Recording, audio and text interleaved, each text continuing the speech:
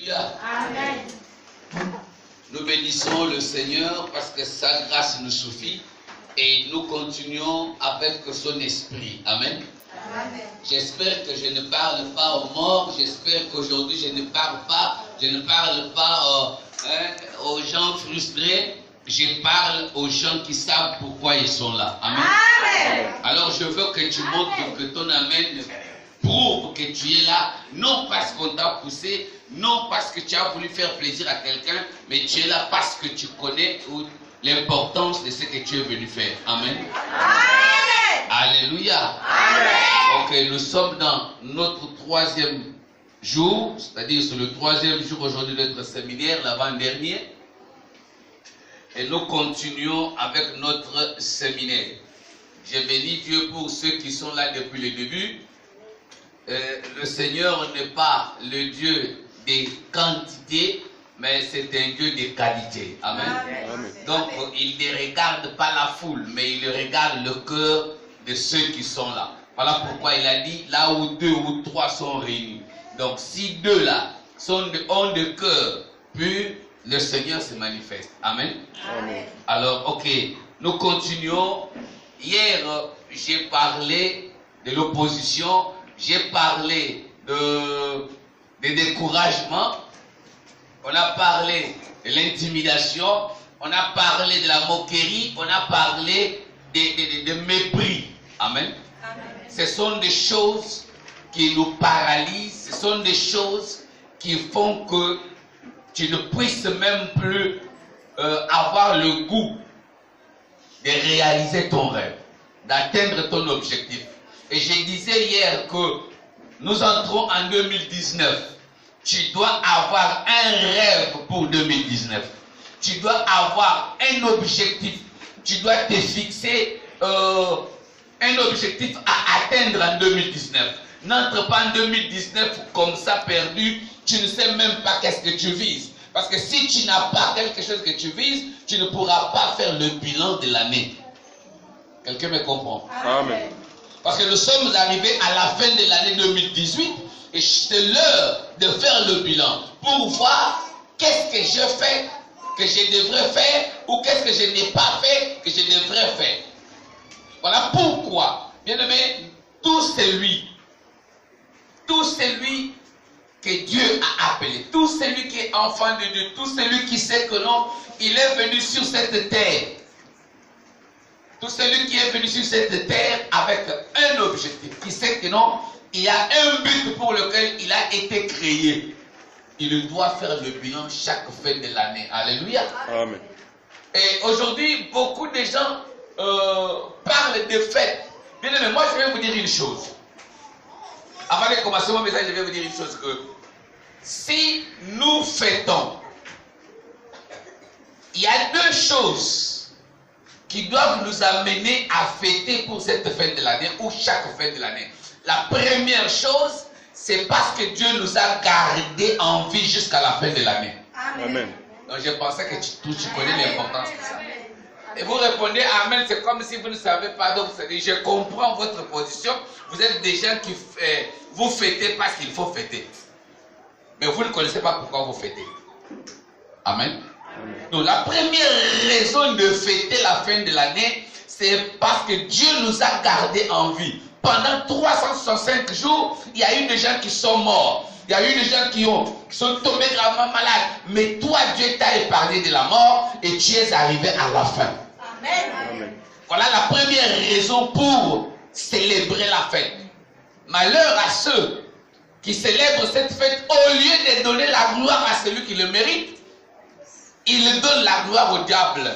Ils partent fêter ça dans les bars avec de l'alcool. Ils s'enivrent, ils versent le sang. Et la deuxième chose, ou la deuxième raison qui doit t'amener à fêter, c'est si ou c'est quand tu vois que non, j'ai atteint mon objectif. Amen. Amen. Comment tu peux te réjouir pendant que non, ton bilan est nul? Comment tu peux te réjouir pendant que tu sais que non, tu n'as rien réalisé? Non. Vous fêtez une bonne année. C'est une bonne année par rapport à quoi? Et quelle est l'année qui est bonne? C'est celle qui arrive ou c'est celle qui finit? Alléluia. Est-ce que quelqu'un me comprend bien? Amen. Donc je veux que quand tu entres en 2019, cette fois-ci, tu entres avec une autre vision. Nous avons parcouru jusqu'ici. Nous entrons nous fêtons les fêtes parce que c'est une habitude. Et c'est ça ce qui est très dangereux. C'est-à-dire que les gens fêtent bonne année. On dit c'est la fête. Vous fêtez par rapport à quoi? Moi je fête parce que Dieu m'a gardé en vie. Voilà pourquoi quand nous faisons des actions de grâce, on dit à la veillée, on vous amène des actions de grâce. C'est pour dire merci à Dieu. Parce que les autres sont morts. Ceux qui sont morts n'étaient pas mauvais plus que toi. Peut-être toi qui es resté, tu es plus mauvais que celui qui est décédé. Mais pourquoi Dieu t'a gardé en vie? Ce n'est pas parce que tu pries. Ce n'est pas à cause de ta foi. Mais c'est sa grâce. Alléluia. C'est sa grâce. Voilà pourquoi tu dois faire une offrande. Voilà pourquoi tu dois dire merci à Dieu avec une offrande d'action de grâce. C'est parce que tu reconnais que tu as eu beaucoup de problèmes, mais sa main était sur toi. Alléluia. Il y a beaucoup qui ont fait même des accidents, mais vous n'êtes pas morts. Il y a eu des gens qui ont failli même faire des accidents, mais Dieu vous a épargné. Il y a des gens qui ont fait des voyages. Dieu est avec vous. Voilà la première raison pour laquelle tu dois dire merci à Dieu. Voilà pourquoi j'ai dit que le 31 décembre, ce n'est pas la date d'aller dans le bar.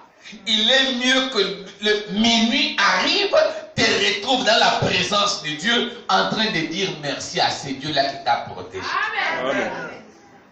Parce que quand vous fêtez bonne année dans le bar, c'est comme si c'était le diable qui vous a gardé. Écoutez, si Dieu décide de ta mort, quel que soit ce que le danger peut faire, tu vas toujours mourir. Amen.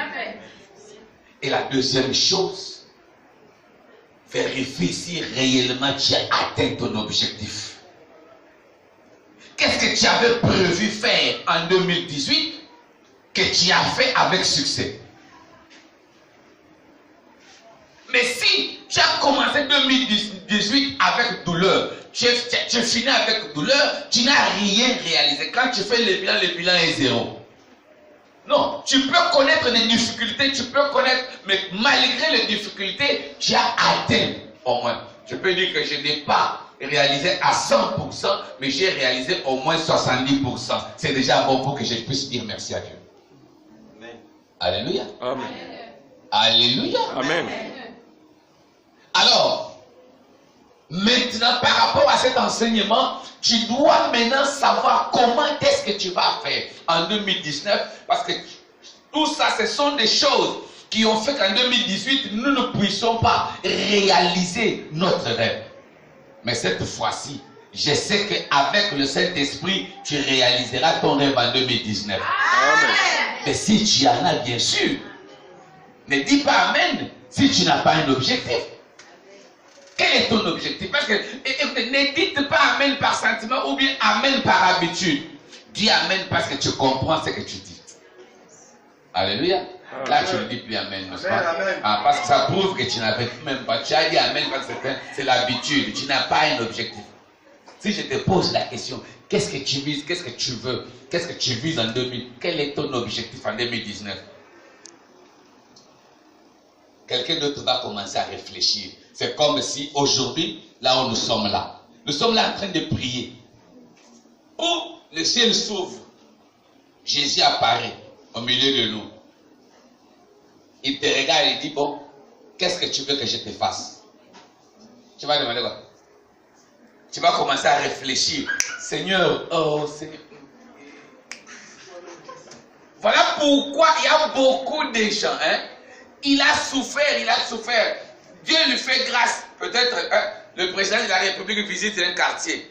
C'est chez lui qu'on parle. Le président le regarde et dit, bon, tu veux que je te donne... Maman, tu as besoin de quoi?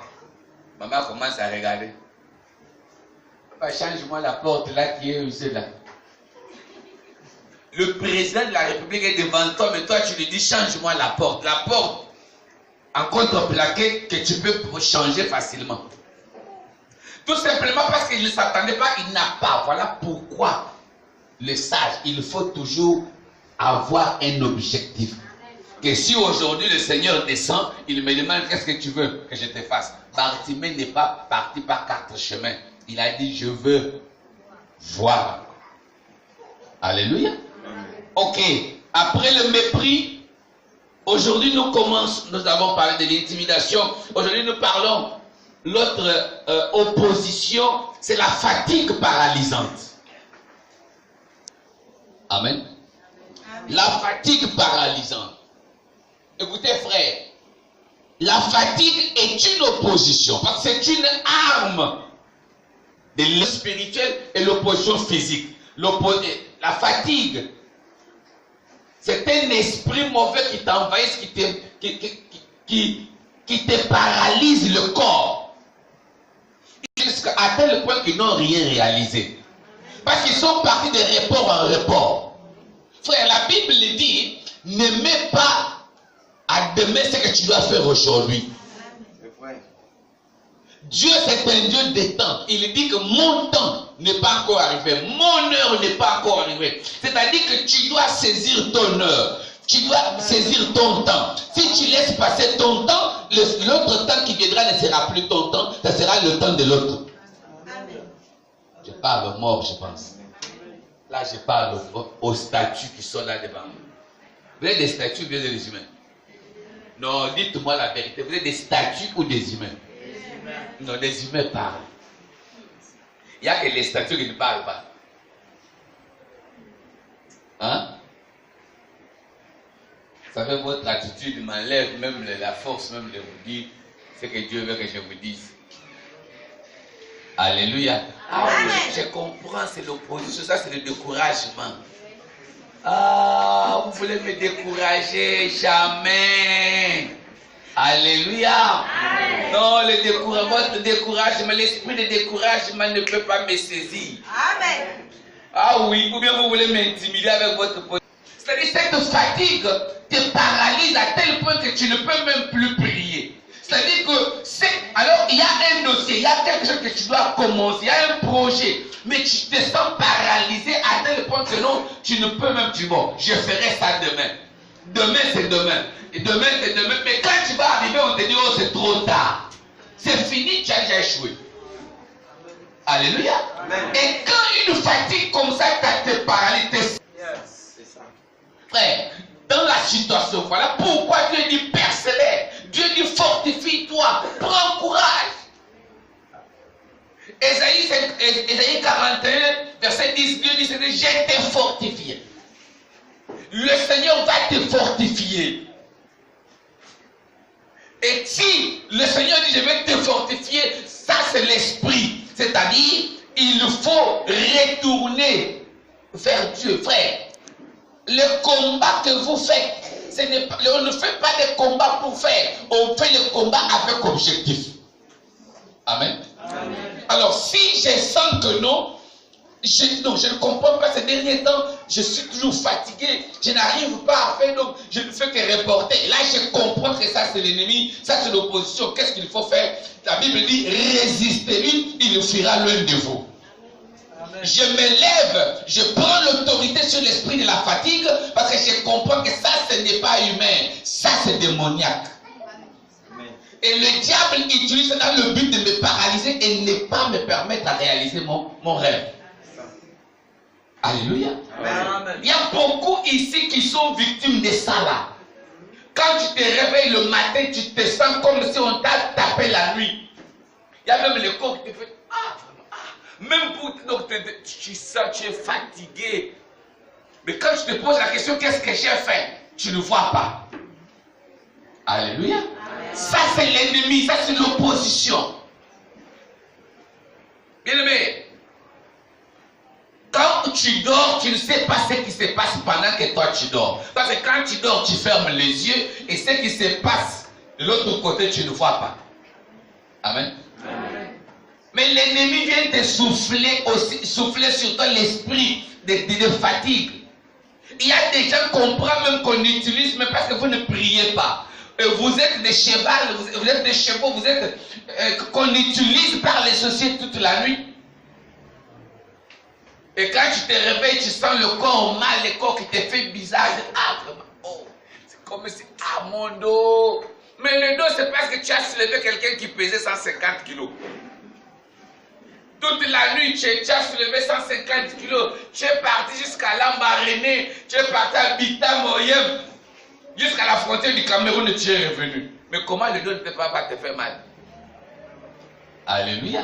Amen. Frère, ne te laisse plus paralyser par cette fatigue. Si tu sens ça, comprends que ça c'est anormal, ça ne vient pas de Dieu. Parce que Dieu ne peut pas te paralyser avec la fatigue pour ne pas te permettre de faire quelque chose que lui-même a prévu que tu fasses. Amen. Alléluia. Amen. La fatigue paralysante. La deuxième chose, aujourd'hui, c'est la peur. La peur. Il y a des gens qui ont peur même de s'engager. La peur de prendre la décision. La peur de s'engager. L'autre personne, la peur vient souvent, peut-être c'est quand tu te compares aux autres. Est-ce que je vais arriver? Ah, pardon. Ah non. Si j'essaie, est-ce que ça va réussir? Est-ce que... Ah, j'ai peur. Mais tu as peur de quoi? L'esprit de peur, ce n'est pas l'esprit de Dieu. Amen. Alléluia.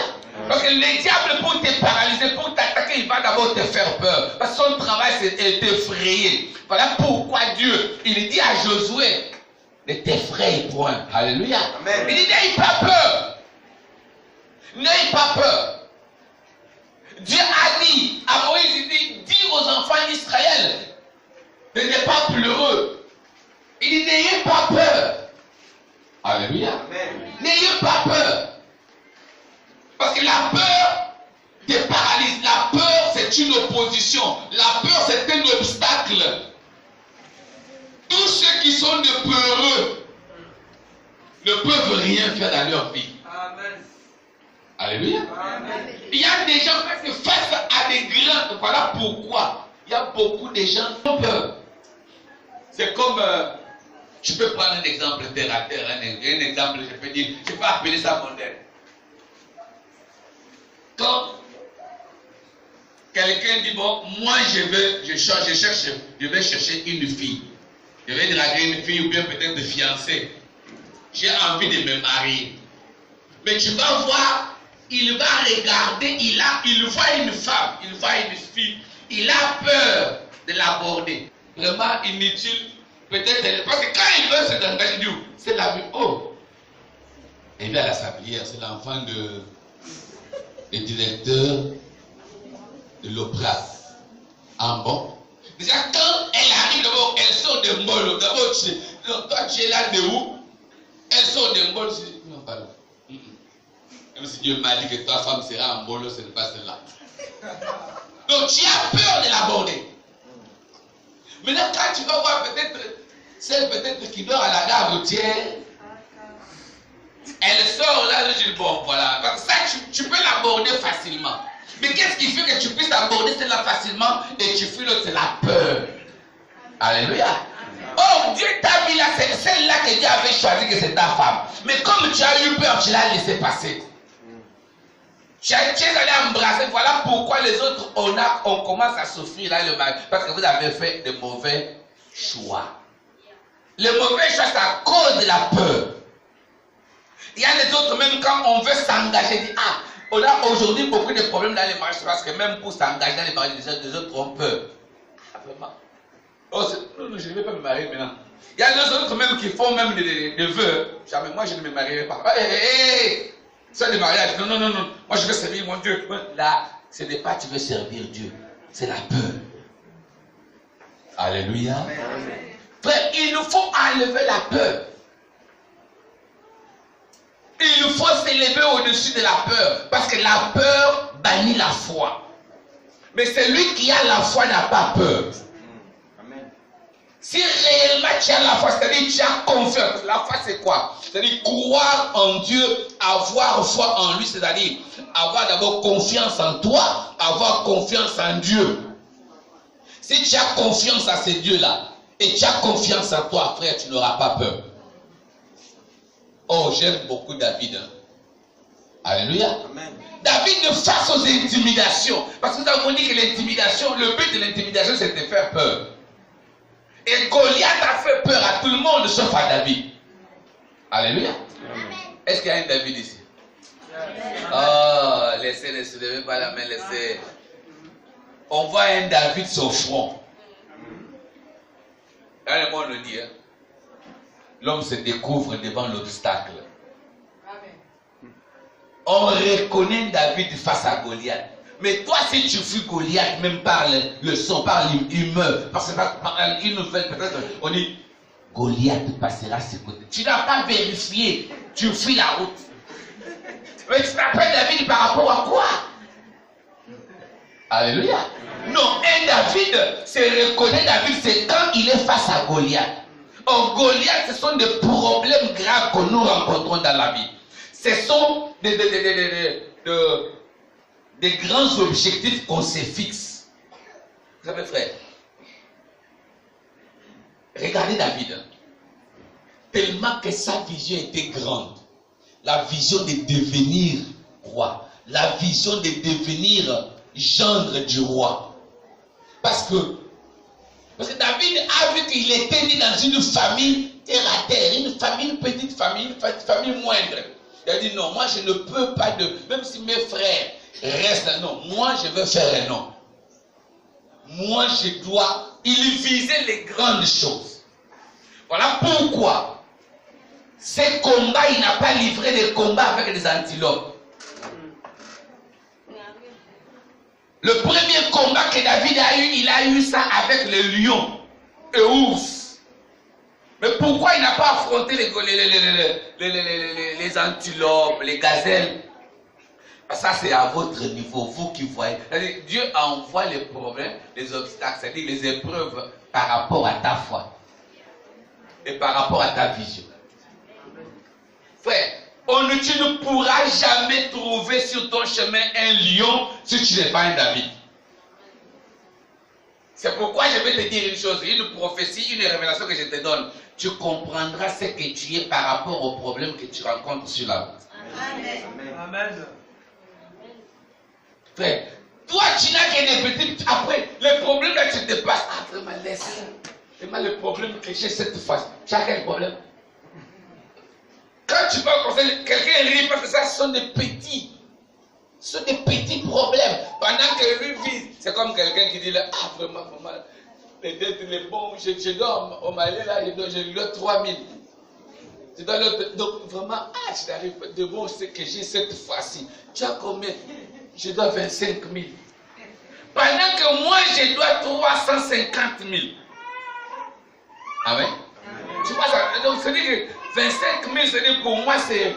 Tu vois, donc on ne parlera pas le même langage parce que nous ne sommes pas pareils. Alléluia. Amen. Alors ne te compare pas à quelqu'un parce que tu n'es pas sa copie. Oh, je pensais que tu comprenais. Tes problèmes ne sont pas mes problèmes. Amen. Oh.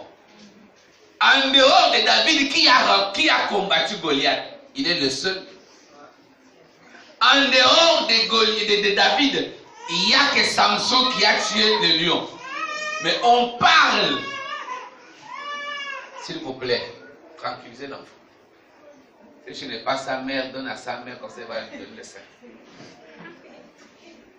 Alléluia. Amen. On dit David a tué, David dit il a attrapé les lions. Mais pour Samson, on parle d'un jeune lion. Maintenant, si toi, c'est-à-dire que, regarde, donc David, il est resté seul dans son couloir. Chacun de nous a sa destinée. Amen. Et chacun de nous a ses combats. Amen. Alléluia. Enlève la peur. N'aie pas peur. Voilà pourquoi Dieu a dit à Gédéon, il dit les craintifs, les peureux ne doivent pas prendre part au combat. Je vous ai dit hier que le découragement est contagieux. Même la peur aussi est contagieuse. Amen. Parce que si tu es entouré de peureux, tu pourras aussi avoir peur. Je sors comme ça. Tu es devant avec force quelqu'un qui est devenu. Attention.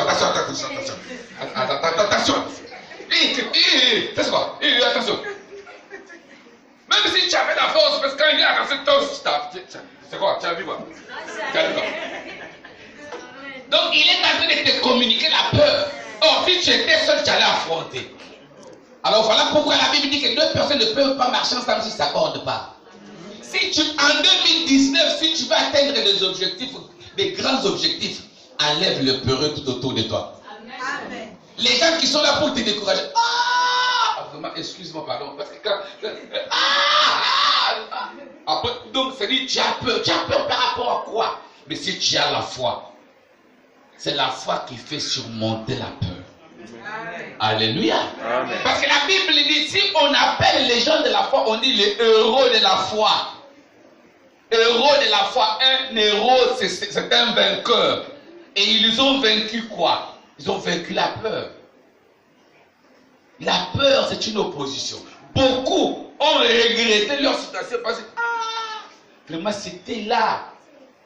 Mais à cause de la peur, j'ai hésité. Les hésitations arrivent, c'est quand on a peur. On hésite. Est-ce que je peux? Est-ce que je peux?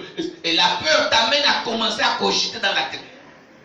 Est-ce que si? Est-ce que si? Or, la foi n'a pas besoin de réfléchir. La foi, c'est se lancer seulement. Peu importe, parce que si tu commences à regarder la mer, tu vas commencer à réaliser la mer. Je ne vois même pas dedans, en bas. Peut-être là où je mets le pied, là, c'est là où il y a le crocodile. Oh, la profondeur. Tu commences à analyser ça, tu vas avoir peur, tu ne peux même pas entrer dans la mer. Mais si tu viens par la foi, c'est-à-dire tu oublies la profondeur, tu te lances, tu vas sortir. Même quand on donne le baptême. Vous savez, à Kinshasa, j'étais habitué à baptiser la rivière. Bon, comme on a une rivière là-bas qu'on baptise souvent. Maintenant, quand j'arrive ici, il faut faire le baptême à la mer. Je regarde là-haut la mer comme ça, je dis, avec les histoires que j'ai écoutées là, quand tu regardes d'abord les vagues, il dit là, et moi, et la personne que je suis en train de baptiser, on part facilement. Je pars à la marinée, je prêche, les gens disent, oh non, baptiste, je dis, papa, alors, cherchez-moi là où il y a une rivière. On a fui, on m'a trouvé une rivière, je suis allé baptiser à la rivière. Parce qu'ils ne voulaient pas baptiser d'abord Logoué. Avec toutes les histoires là que vous écoutez là. J'ai dit pardon, je suis venu faire ma mission, je ne veux pas avoir la mort de quelqu'un sur le dos. La peur. Alléluia. Mais s'il n'y avait pas la rivière, et parce que j'avais peur, je pouvais laisser les gens qui étaient prêts à être baptisés. J'allais échouer à ma mission. Et quand je suis arrivé ici, j'ai commencé à baptiser. La première fois que j'ai baptisé à la mer, c'était avec Papa Augustin. J'ai dit, Papa Augustin, sois devant. Toi-même entre d'abord dans la mer. Si la mer t'emporte, comment moi je me sors? Alléluia. Lui était un sacrifice que j'ai mis devant. Et après, je me suis dit, mais qu'est-ce qui se passe? Je suis parti. Et aujourd'hui, c'est devenu monnaie courante, c'est devenu quelque chose de... c'est devenu ordinaire. Alléluia. Parce que quand j'entre dans la mer, je ne vois pas la profondeur de la mer. Mais je vois seulement la foi que j'ai. Alléluia. Amen. La peur, enlève la peur. En 2019, si tu veux réaliser des grandes choses, enlève la peur. Je vais aller louer, mais j'ai peur. Non, je vais toujours être... Écoutez, tu n'es pas appelé à habiter toujours avec les gens. Parce que si ce sont ces gens-là qui t'envoient des ondes négatives, si ce sont ces gens-là qui s'élèvent comme opposition, et par peur, tu ne veux pas partir, tu resteras esclave et leur proie à jamais.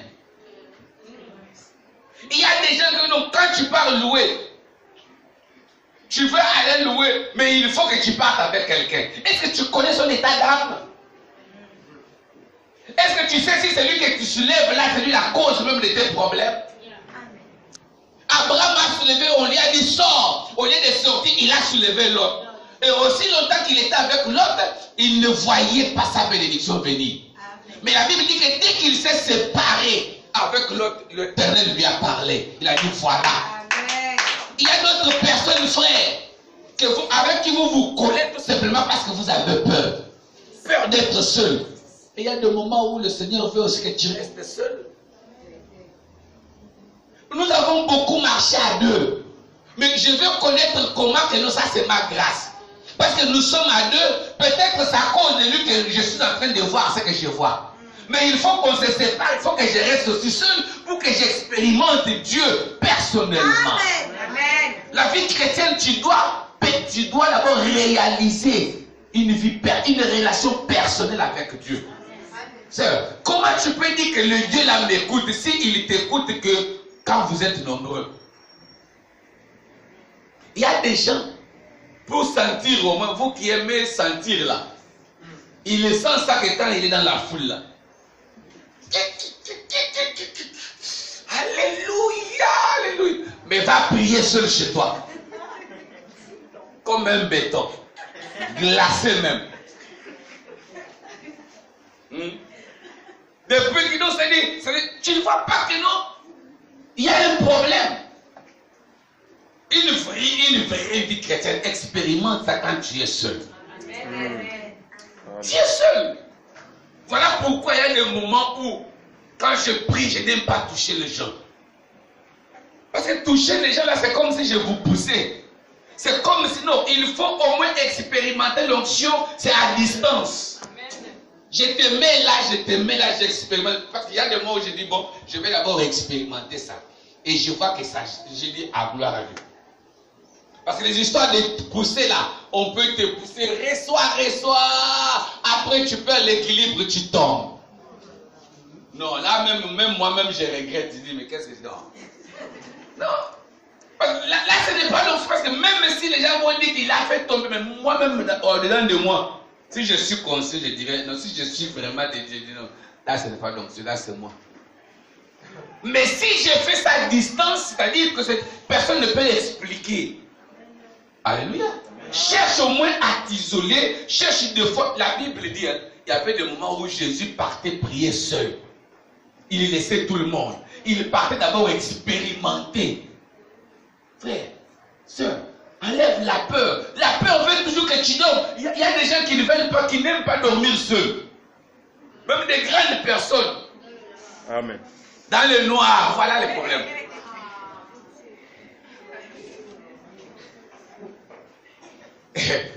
Quand on vient dormir ici, voilà pourquoi beaucoup de gens, quand on a veillé, si les gens ne viennent pas.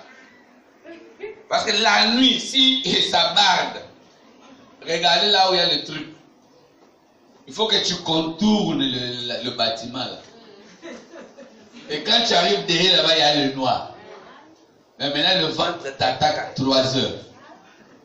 Là où tu entends seulement, tu dis que non, là, les plaquettes sont debout. Et derrière, là-bas, il y a le noir. Et comme tu as la peur, tu dis, Seigneur Jésus. Là, tu commences. Betty. Ah, Betty. Tu ne parles pas dehors.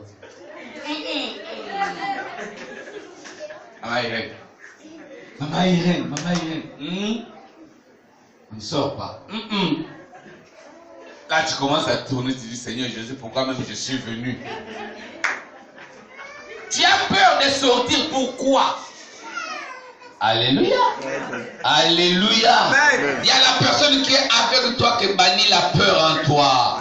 Dis-lui qui bannit la peur en toi. La peur te paralyse. Amen. Alléluia. Amen. Alléluia. Amen. La troisième chose, je peux dire ça que la sous-estimation. Tu te sous-estimes. C'est-à-dire, tu te déconsidères. C'est le fait de ne pas se donner de l'importance. Amen. Ça, c'est une opposition grave. En d'autres termes, je peux dire le complexe d'infériorité. Il y a beaucoup de gens qui se voient que moi je ne peux pas. Quand on dit que non frère, non, je vois que le Seigneur va te dire, moi là, moi. Tu dis, bon frère, toi tu as placé moi.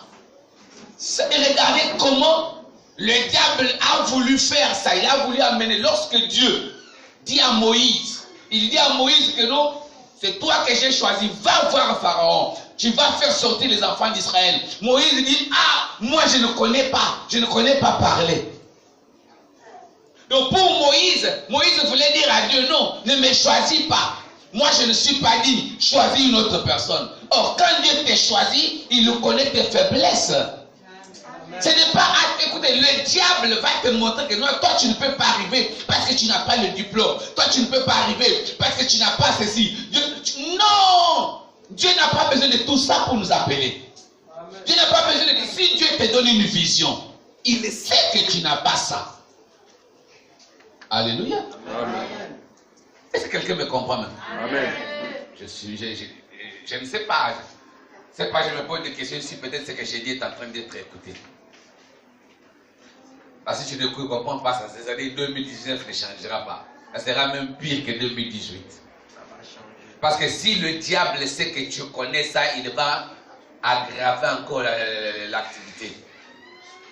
Alléluia. Amen.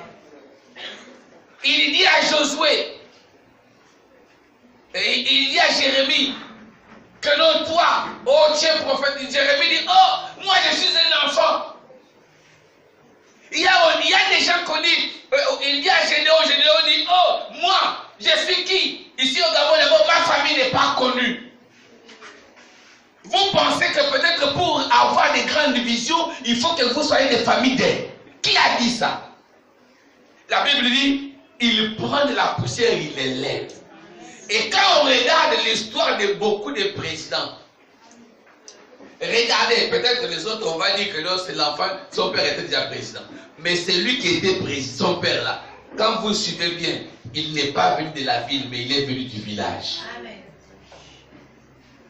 Il prend celui du village pour diriger le citadin. Mais toi, qu'est-ce qui se passe? Quand toi tu viens de Bitam, tu arrives ici, ou tu viens de Ndende, donc ça veut dire que tu commences à... C'est-à-dire pour toi, tu te vois que non, si on dit venez, oh non, ça ce sont des enfants de... Qui a dit? Quand on dit venez, c'est tout le monde. Mais si toi, dans ta vie, quand tu regardez comment le diable, l'esprit d'infériorité, le complexe d'infériorité, c'est-à-dire tu marches, tu as toujours tendance à être inférieur par rapport aux autres. Si tu arrives là où il y a des filles comme toi ou bien des femmes, tu te vois seulement, tu veux toujours rester derrière. Les autres parlent, toi tu ne peux pas parler. Pourquoi? Parce que tu penses que non, tu n'as pas quelque chose de bon à dire. Mais qui a dit ça? Je vais te dire une chose. Nous avons deux sortes de sagesse. Il y a la sagesse qui vient des études. Parce qu'il a beaucoup étudié. Donc je peux prendre trois. Première, c'est-à-dire la sagesse qui vient des études. Parce que tu as beaucoup étudié. Deuxième sagesse, c'est ce qui vient de l'expérience. Parce que tu es déjà habitué, c'est ton travail. Et troisième sagesse, c'est celle qui vient de Dieu.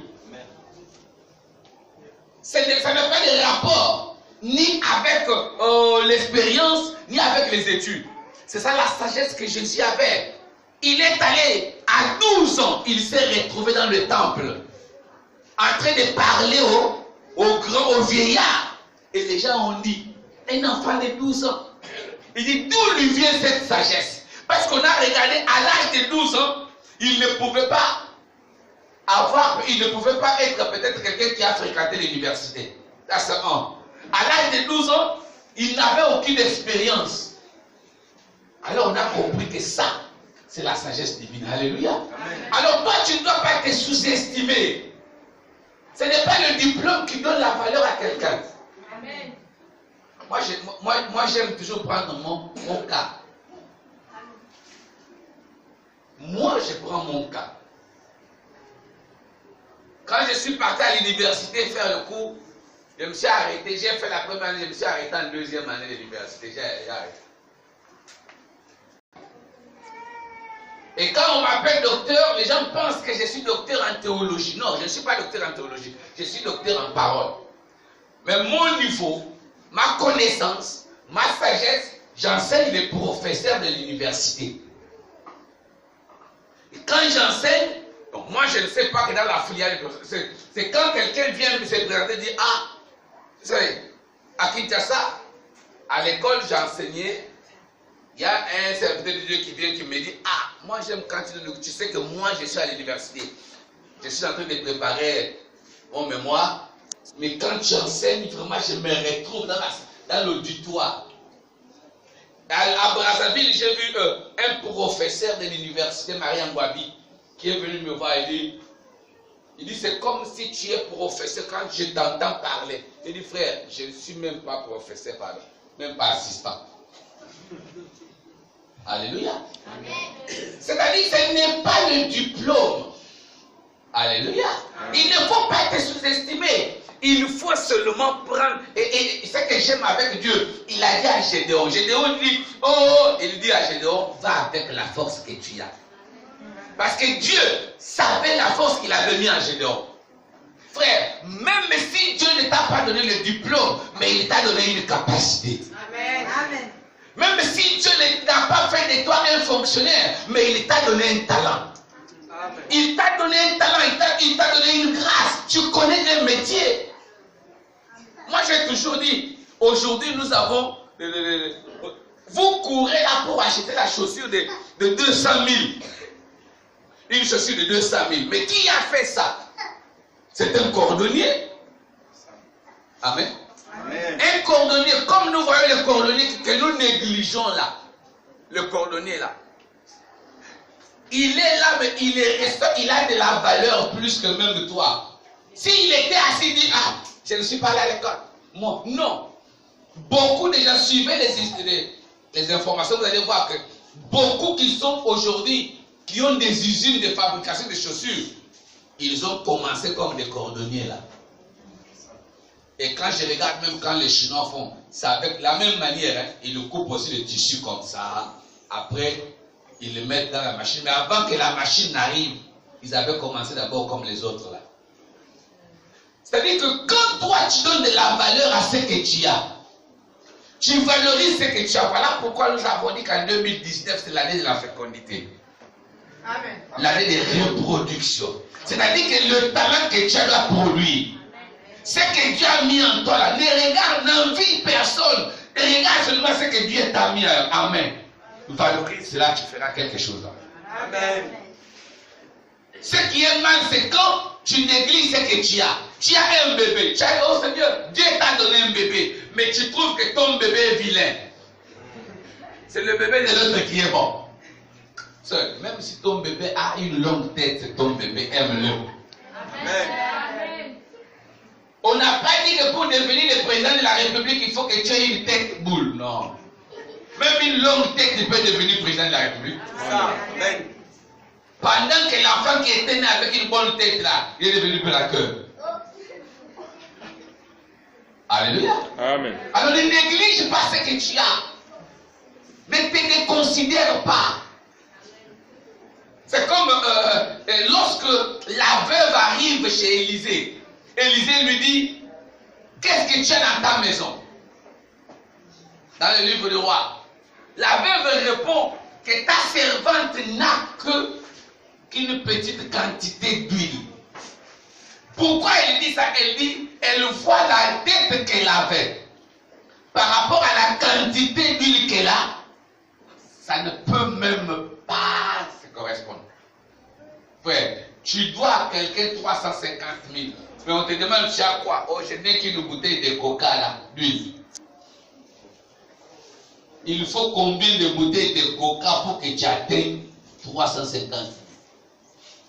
Maintenant, quand elle dit au prophète que ta servante n'a que. Et le prophète dit, va, prends que ce que tu as là. Frère, Dieu, le Dieu que nous prions, ce n'est pas le Dieu de l'addition. C'est un Dieu de la multiplication. Amen.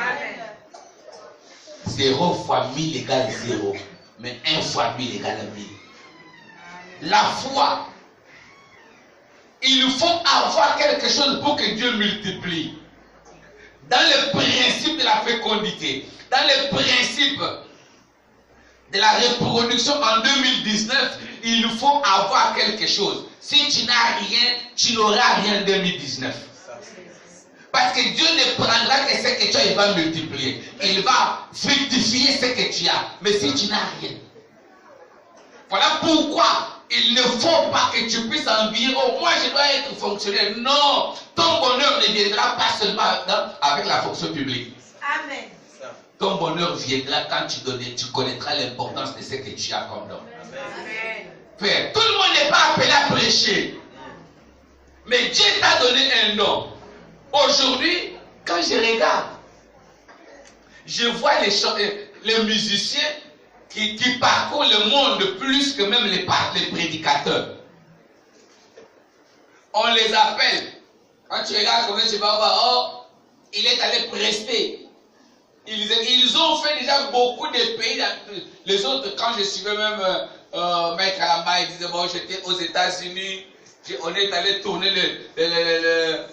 les clips dans tel pays. Frère, si tu regardes ce qu'ils sont aujourd'hui. Alléluia. Amen. Bien aimé, en 2019, n'envie personne. Mais contente-toi de ce que Dieu t'a donné. Valorise cela. Et tu verras ce que Dieu va faire. Il y a un frère qui était avec nous ici. Il était batteur ici.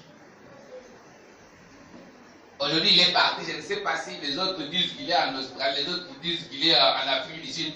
C'est lui-même qui sait là où il est. C'est-à-dire qu'il le coiffait. Hein, les hommes, il coiffait aussi les femmes. Et Dieu l'a fait grâce. C'est par là-bas, il coiffait.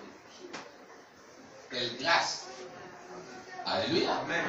Alors, c'est-à-dire, écoutez, pendant que lui voyait le ministre là, il touchait leur tête. Un universitaire ne le voyait même pas, bien qu'il est au bureau. Frère, valorise seulement ce que tu as. Amen. Ne te sous-estime pas. Ne vois pas que non, ce que tu as, ce n'est rien. C'est comme ça que vous commettez des péchés. Tu vois que le mari d'autrui. Ton mari là n'est pas bon. C'est le mari d'autrui qui est bon. Si tu es comme ça, tu ne découvriras pas le bienfait de ton mari.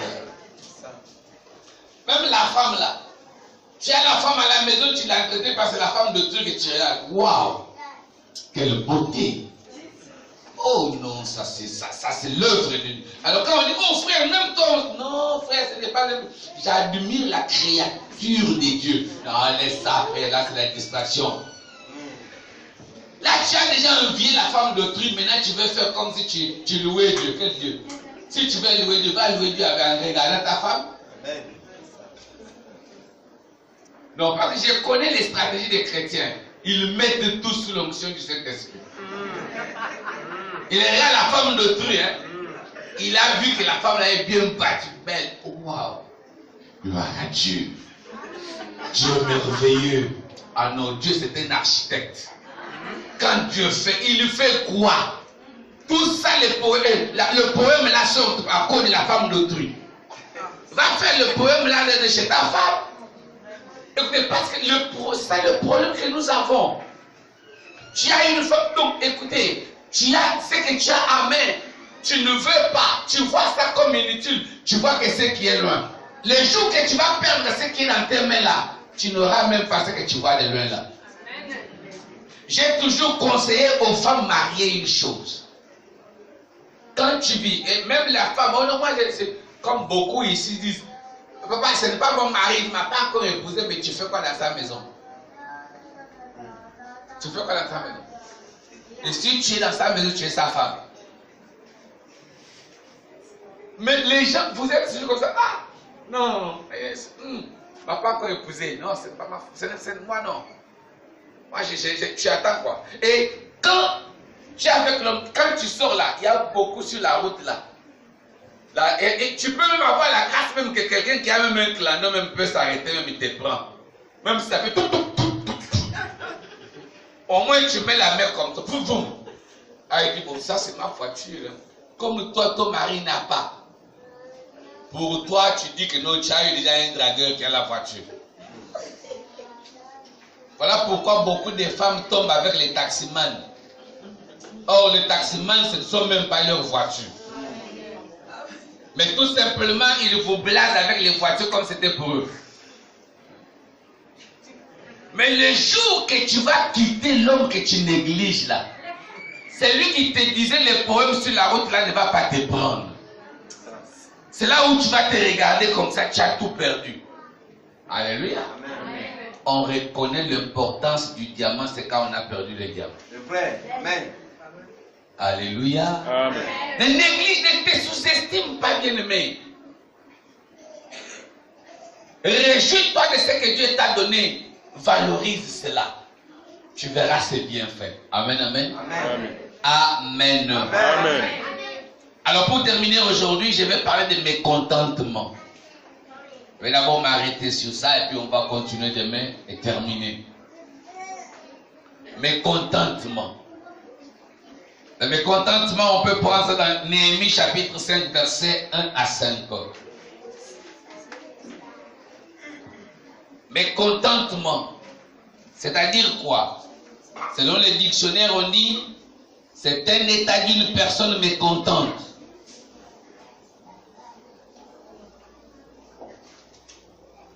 Le mécontentement, c'est quand quelqu'un, c'est une attitude de quelqu'un qui se sent frustré, quoi.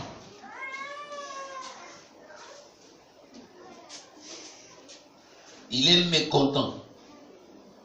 Beaucoup de gens sont mécontents. C'est par rapport au comportement de quelqu'un. Parce qu'on dit sentiment pénible provoqué par l'impression justifiée au nom d'être frustré dans les exigences par la conduite d'autres personnes à son égard. Parce que le passage que vous allez lire là, dans Néhémie chapitre 5, verset 1 à 5, vous allez voir que les gens vont dire, oh non, nous, parce que nous sommes nombreux, nous sommes comme ça, alors on doit nous faire comme ça. Et toi, tu ne peux pas, parce que toi, tu es petit, oh, toi, tu es comme ça. C'est-à-dire, quand tu entends comme ça, toi aussi, tu restes comme ça. Et le mécontentement, c'est aussi une opposition qui peut faire que tu ne puisses pas. Parce que déjà, quand tu es frustré, tu es mécontent, tu rentres dans ta coquille, c'est fini, tu t'es refroidi. Même l'engouement que tu avais. Il y a beaucoup de gens qui sont ici. Souvent, c'est quoi? Ah non, je suis frustré. Pourquoi? Parce que quand tu veux faire ça, on te dit, oh toi, tu es encore nouvelle. Vous savez comment les gens disent, oh, les anciens, vous les nouveaux, ne venez pas. Nous faisons d'abord la réunion, ça ce sont des anciens. Tous ceux qui sont encore nouveaux là, on te frustre là, on te voit maintenant comme ça. C'est comment? Ah, excuse-moi, l'église là. L'église là. Vous savez, il y a un peu dans les années passées, il y a un pasteur, un papa là qui était avec moi. Il est togolais. Il dit, les années passées, dans l'église où il priait, il y avait, quand on finit le culte, on veut faire la réunion, on dit, les expatriés partaient, les Gabonais restent. On fait la réunion qu'avec les... Frère, ça ce n'est pas l'esprit, ça ce n'est pas l'église de Dieu. Hein?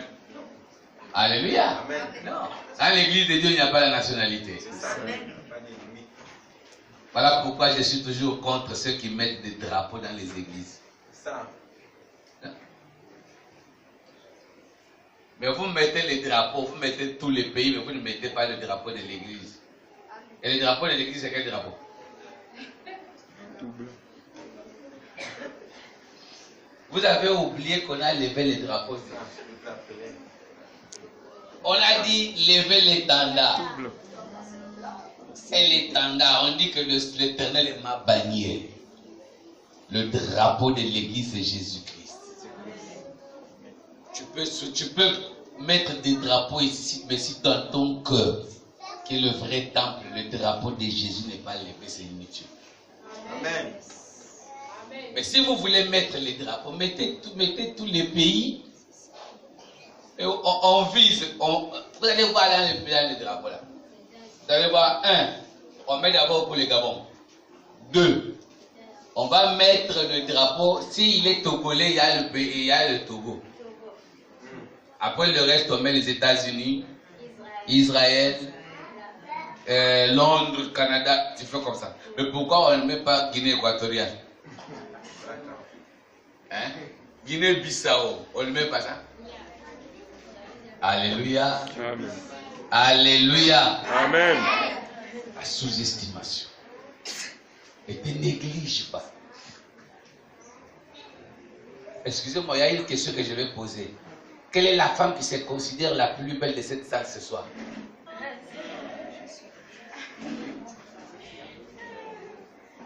Que Dieu te bénisse, toi qui as levé la main.